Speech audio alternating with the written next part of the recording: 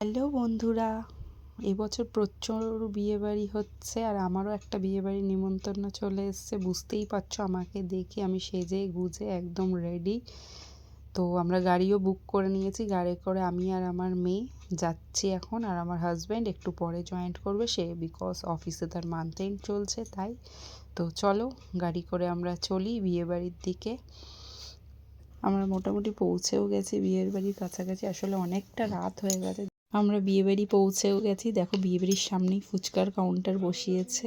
আর এটা হচ্ছে বিয়ের গেটটা, বিয়েবাড়ির গেটটা। তো আজকে যাদের বিয়ে ছিল সেটা আমার ছোট ভাই হয়, তো দেবায়ন আর রুমাশ্রী।